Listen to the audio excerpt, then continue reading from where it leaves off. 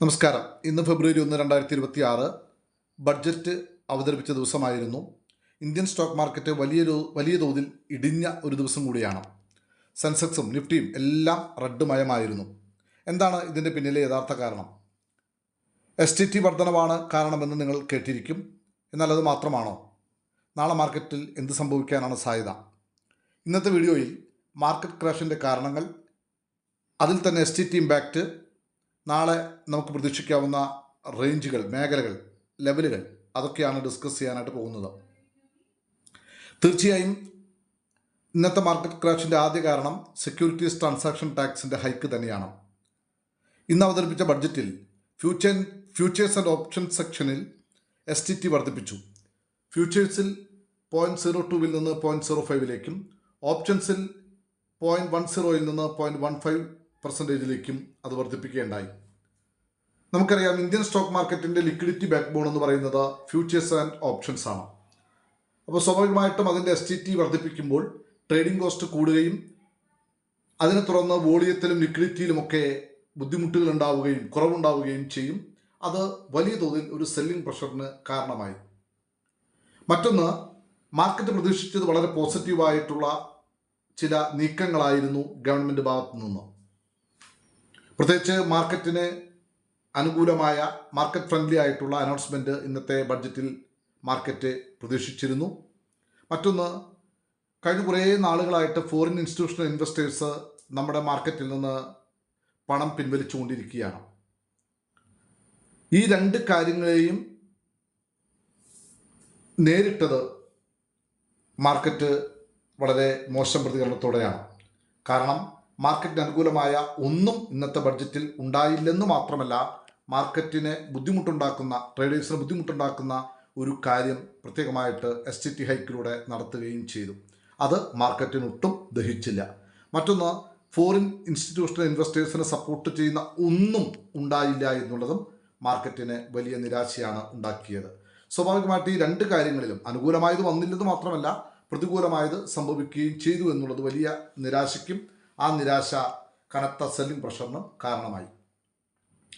ഈ രണ്ട് കാരണങ്ങൾ കൊണ്ട് തന്നെ ആൽഗോ ട്രേഡിങ്ങിലും സിഗ്നലുകൾ വന്നത് നെഗറ്റീവ് സിഗ്നലുകളായിരുന്നു. സ്വാഭാവികമായിട്ടും ആൽഗോ ട്രേഡിങ്ങിൻ്റെ കനത്ത സെല്ലിംഗ് കൂടിയായപ്പോൾ തകർച്ച പൂർണ്ണമായി. ലോങ് ടൈമിലേക്ക് ഇത്തരം നിലപാടുകൾ ഗുണകരമാകും എന്നാണ് ഗവൺമെൻറ് പറയുന്നത്. കാരണം കച്ചവടത്തെ നിയന്ത്രിക്കാനും ഹൈ ഫ്രീക്വൻസി ട്രേഡിങ്ങിനൊക്കെ കുറയ്ക്കാനും വേണ്ടിയാണ് എന്നാണ് ഗവൺമെൻറ് പറയുന്നത്. തീർച്ചയായും അതങ്ങനെയാകാൻ സാധ്യതയുണ്ട്. പക്ഷേ ഷോർട്ട് ടൈമിലേക്ക് അത് വലിയ അപകടം ഇന്ത്യൻ മാർക്കറ്റിന് വരുത്തി വെച്ചിട്ടുണ്ട് എന്നുള്ള കാര്യത്തിൽ ഒരു സംശയവും വേണ്ട. കാരണം ഷോർട്ട് ടൈമിൽ ആണ് കൂടുതൽ ആളുകൾ ഫോക്കസ് ചെയ്യുന്നത്. അപ്പോൾ അവരെ സംബന്ധിച്ചിടത്തോളം വലിയ നിരാശയുണ്ടാക്കുന്ന ഒരു ദിവസമാണ്, നിരാശയുണ്ടാക്കുന്ന തീരുമാനമാണ് ഗവൺമെൻറ്റിൻ്റെ ഭാഗത്തു നിന്ന് ഉണ്ടായത്. ഇനി നാളെ ഓൾറെഡി ബഡ്ജറ്റിൽ വന്ന ന്യൂസുകളൊക്കെ തന്നെ റിഫ്ലക്റ്റ് ചെയ്യപ്പെട്ടിട്ടുണ്ട് എന്നാണ് പൊതുവെ കരുതുന്നത്. അതുകൊണ്ട് തന്നെ നാളെ ഒരു കനത്ത സെല്ലിംഗ് ഉണ്ടാകാനുള്ള സാധ്യത വളരെ വിരളമാണ്. ഒരുപക്ഷെ ഗ്യാപ്പ് ഡൗൺ ഉണ്ടായേക്കാം.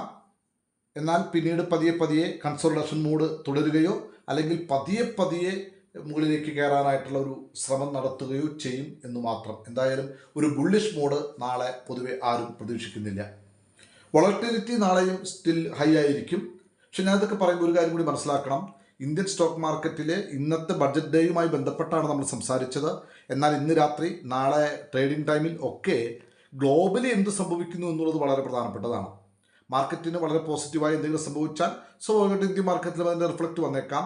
ഗ്ലോബലി നെഗറ്റീവ് എന്തെങ്കിലും സംഭവിച്ചാൽ അതും വളരെ വേഗത്തിൽ ഇന്ത്യൻ മാർക്കറ്റിൽ വന്നേക്കാം. സോ ഇന്ന് നൈറ്റും നാളേക്കായിട്ട് നടക്കുന്ന കാര്യങ്ങളെ പ്രൊഡിക്റ്റ് ചെയ്യാൻ നമ്മൾ ആരുമല്ലാത്തത് കൊണ്ട് തന്നെ ആസ് ഓഫ് നൗ ഇപ്പോഴുള്ള കണ്ടീഷൻസ് വെച്ചാണ് നമ്മൾ പറയുന്നത് നാളെ കൺസോളിഡേഷൻ മൂഡോ അല്ലെങ്കിൽ ഒരു ചെറിയ ഗ്യാപ്പ് ഡൗണിൽ വന്നതിന് ശേഷം പതിയെ മുകളിലേക്ക് കയറുന്നത് പോലെ ഒരു പ്രതീതി ജനിപ്പിക്കുക. ചുരുക്കി പറഞ്ഞാൽ ഇത്രയേ ഉള്ളൂ.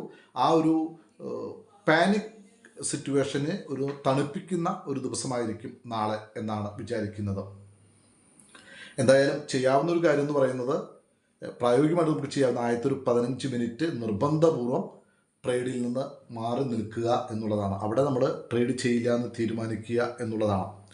ഇനി നാളത്തെ ദിവസം ഇന്ന് വന്ന ഡേ ലോ അത് ബ്രേക്ക് ചെയ്ത് താഴേക്ക് പോന്നാൽ വീണ്ടും പാനിക്കായിട്ടുള്ള സെല്ലിംഗ് പ്രതീക്ഷിക്കാം. അതല്ല, ഇന്നത്തെ ലോ വന്ന് അവിടെ നിന്ന് സപ്പോർട്ട് എടുത്ത് പതിയെ പതിയെ മുകളിലേക്ക് കയറാനുള്ള സാധ്യതയും വളരെ കൂടുതലാണ്. ഈ പതിയെ പതിയെ മുകളിലേക്ക് കയറുക എന്ന് പറഞ്ഞതിൻ്റെ അർത്ഥം നാളെ ബുള്ളിഷാകും എന്ന അർത്ഥത്തിലല്ല, വല്ലാതെ താഴേക്ക് പോകുന്ന അവസ്ഥയിൽ നിന്ന് പിടിച്ചു നിൽക്കാനായിട്ടുള്ള ശ്രമം മാർക്കറ്റ് നടത്തും എന്നുള്ളതാണ്. ഇത്രയാണ് ഈ വിഷയവുമായിട്ട് നമുക്ക് സംസാരിക്കാനുള്ളത്. ആകെത്തുക ഇതാണ്: നാളെ മാർക്കറ്റ് ക്രാഷിൻ്റെ കണ്ടിന്യൂവേഷൻ ഉണ്ടാകാനുള്ള സാധ്യത വളരെ കുറവാണ്. മറിച്ച് പാനിക് സ്റ്റേജിൽ നിന്ന് ഒരു സ്റ്റെബിലൈസ്ഡ് മൂഡിലേക്ക് മാറാൻ വേണ്ടിയുള്ള ഒരു ഇടവേളയായിരിക്കും നാളെ എന്നാണ് കരുതുന്നത്. ട്രേഡേഴ്സ് ചെയ്യേണ്ട ചില കാര്യങ്ങൾ: ഓവർ ട്രേഡിംഗ് ഒഴിവാക്കാനും ചെറിയ ക്വാണ്ടിറ്റിയിൽ മാത്രം ട്രേഡ് ചെയ്യാനും ശ്രമിക്കുക. പെട്ടെന്ന് ഒരു സ്കാൽപ്പ് മുടക്കെ പെട്ടെന്ന് പ്രോഫിറ്റ് ബുക്ക് ചെയ്യുന്ന രീതിയാണ് നല്ലത്. കാരണം നമ്മളെ സംബന്ധിച്ചിടത്തോളം മാർക്കറ്റ് ഒരു സ്റ്റെബിലൈസ്ഡ് മൂഡിലല്ല എന്നുള്ളത് കൊണ്ട് തന്നെ ചെറിയ പ്രോഫിറ്റിൽ എക്സിറ്റ് ആവാനായിട്ട് പഠിക്കുക. എന്തായാലും നൽകിക്കൊണ്ടിരിക്കുന്ന എല്ലാ സപ്പോർട്ടിനും പ്രത്യേകം നന്ദി. നാളത്തെ ലെവലുകൾ കൂടി നമ്മൾ ഈ വീഡിയോയിൽ പോസ്റ്റ് ചെയ്യുന്നുണ്ട്. ആ ലെവലുകൾ സപ്പോർട്ടായ റെസിസ്റ്റൻസായി ആക്ട് ചെയ്യപ്പെട്ടേക്കാം. ഈ വീഡിയോ നിങ്ങൾക്ക് യൂസ്ഫുൾ ആണെങ്കിൽ ലൈക്ക് ചെയ്യാനും ഷെയർ ചെയ്യാനും കമൻറ്റ് ചെയ്യാനും മറക്കരുത്. നാളെ പ്രോഫിറ്റബിളായ ഒരു ട്രേഡിംഗ് ഡേ ആശംസിക്കുന്നു. Thank you all. Thank you very much.